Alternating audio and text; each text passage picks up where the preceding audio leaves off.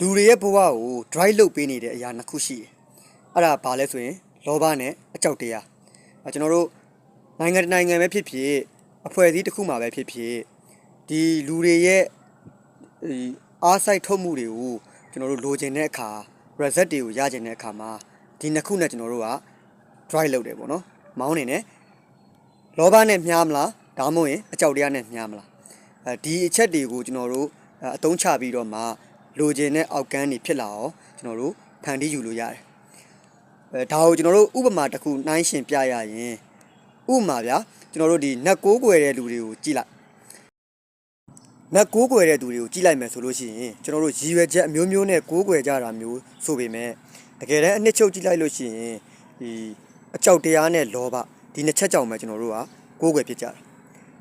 အကြောက်တရားဆိုတာကျွန်တော်တို့သူတို့မကိုးကွယ်လို့ရှိရင်တစုံတစ်ခုအန္တရာယ်ပြုတ်လေမလားဆိုတဲ့ဒီကြောက်စိတ်ကြောင့်ကျွန်တော်တို့ကကိုးကွယ်ကြတယ်။တစ်ဖက်မှာလည်းကျွန်တော်တို့သူတို့ကိုကိုးကွယ်လိုက်လို့ရှိရင်ပူဇော်လိုက်လို့ရှိရင်သူတို့တွေကနေစောင့်ကျင်းလာမဲ့ကံကောင်းခြင်းတွေစောင့်ရှောက်ခြင်းတွေကိုရရှိလိမ့်မယ်ဆိုတဲ့ဒီယုံကြည်ချက်ကြောင့်ပေါ့နော်ကျွန်တော်တို့ကိုးကွယ်ဖြစ်ကြတာဖြစ်တယ်။တနည်းအားဖြင့်တော့ကျွန်တော်တို့ဒါလောဘပဲပေါ့နော်။အဲ့တော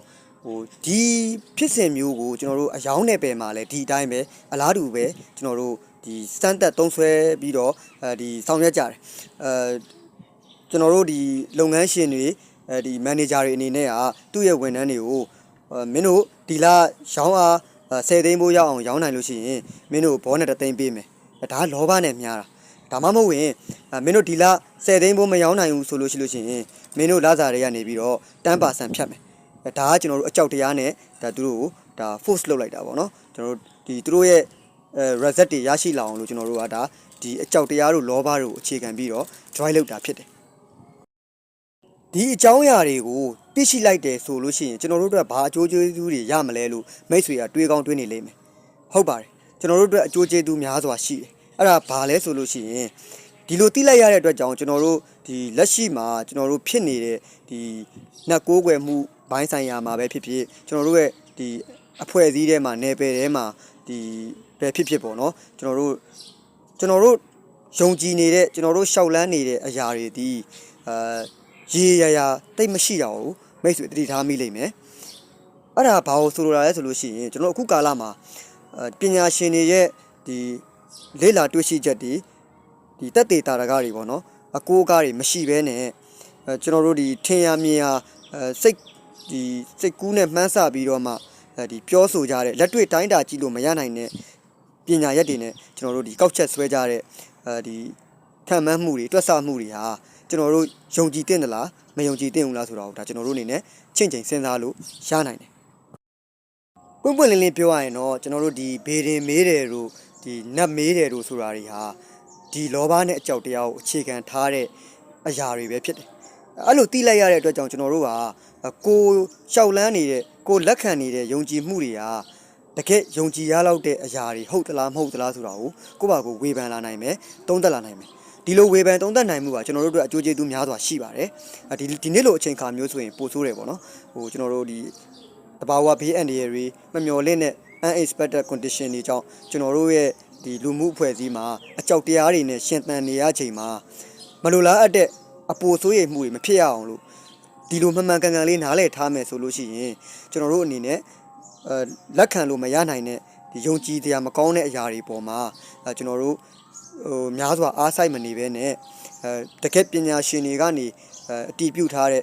ညွှန်းဆိုထားတဲ့အချက်လက်တွေကိုပဲလိုက်နာပြီးတော့ကိုဘေးကင်းအောင်စောင့်ရှောက်လို့ရပါတယ်။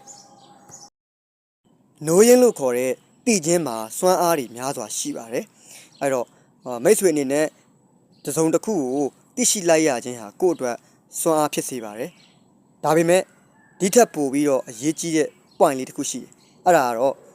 တိချင်းထက်ကျွန်တော်တို့ပိုပြီးတော့စွမ်းအားကြီးတဲ့အရာကတော့ change ခြင်းလို့ခေါ်တဲ့ပြောင်းလဲနိုင်ခြင်းပါ။ကိုယ့်ရဲ့ဘဝမှာဒီ out of date ဖြစ်နေတဲ့ခင်မမီရောတဲ့အတွေးအခေါ်တွေအယူအဆတွေယုံကြည်ချက်တွေဒီအရာတွေကိုမှန်မှန်ကန်ကန်ကျွန်တော်တို့သိမြင်နားလည်ပြီးတော့ပြောင်းလဲနိုင်မယ်ဆိုလို့ရှိရင်ကျွန်တော်တို့ရဲ့ဘဝမှာများစွာကောင်းမွန်လာမှာပဲဖြစ်ပါတယ်ခုဆိုရင်တော့ကျွန်တော်ရဲ့မျှဝေမှုလေးကိုဒီအစိုးမိန်လေးတစ်ခုနဲ့ပြောပြရင်ဒီအဆုံးသတ်လိုက်ပါတော့မယ်ကျွန်တော်တို့800သူလောက်ကဖုန်းတော်ကြီးရှန်တီဒီပါပြောခဲ့တဲ့ဒီ ဒီအဆိုမိန်လေးတစ်ခုရှိတယ်ပေါ့နော်အဲ့ဒါဘာလဲဆိုရင်ကျွန်တော်တို့ရဲ့ဘဝမှာကြုံတွေ့နေရတဲ့အခက်အခဲတွေဒုက္ခတွေအကြက်တဲတွေကိုတဲ့ဖြည့်ရှင်းစရာနီလန်ရှိနေသေးတယ်ဆိုလို့ရှိရင်ကျွန်တော်တို့ထူပြီးစိုးရိမ်နေကြမလိုပါဘူးတဲ့တကယ်လို့ကျွန်တော်တို့ကြုံတွေ့နေရတဲ့အခက်အခဲတွေဘေးဒုက္ခတွေအကြက်တဲတွေမှာဖြည့်ရှင်းစရာနီလန်ရှိကိုမရှိတော့ဘူးဆိုလို့ရှိရင်လည်းကျွန်တော်တို့စိုးရိမ်နေလို့ဘာမှမထူးနေတော့ဘူးတဲ့ဒီအဆိုမိန်လေးကိုနားထောင်ရင်းနဲ့ကျွန်တော်တို့ရဲ့ဘဝမှာဒီကြုံတွေ့လာရတဲ့အခက်အခဲတွေအခြေအနေတွေပေါ်မှာ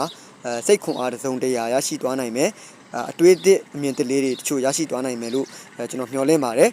ပြီးတော့ဒီအဆိုမိန်လေးကကျွန်တော်အတွက်တော့ဒီတကယ်ကိုအားဖြစ်စေခဲ့တဲ့အဆိုမိန်လေးတစ်ခုဖြစ်ပါတယ်မိတ်ဆွေတို့အတွက်လည်းဒီအဆိုမိန်လေးကအားဖြစ်စေလိမ့်မယ်လို့ကျွန်တော်အနေနဲ့ယုံကြည်ပါတယ်အဲ့တော့ကျွန်တော်တို့ဘဝမှာကြုံတွေ့လာရတဲ့အခက်အခဲတွေဘေးဒုက္ခတွေအကြက်တဲတွေကိုမျက်နှာချင်းဆိုင်ရင်ဆိုင်ပြီးတော့မှဖြည့်ရှင်းဖို့နီလန်းတွေကိုကျွန်တော်တို့မှန်မှန်ကန်ကန် focus လုပ်ချင်းတည်တာကျွန်တော်တို့ရဲ့ဒီအဓိကလှုပ်ဆောင်ရမယ့်အချက်တွေဖြစ်ပါတယ်လို့အကြံပြုတိုက်တွန်းရင်းနဲ့ဒီနေ့မျှဝေမှုလေးကိုကျွန်တော်ရှင်းပြလိုက်ပါတော့မယ်အဆုံးထိလိုက်ပါကြည့်ရှုပေးခဲ့ကြတဲ့မိတ်ဆွေတို့တူဦးချင်းတယောက်ချင်းဒီတိုင်းကိုကျေးဇူးထူးပဲတင်ရှိပါတယ်အားလုံးပဲဘေးကင်းချမ်းသာကြပါစေ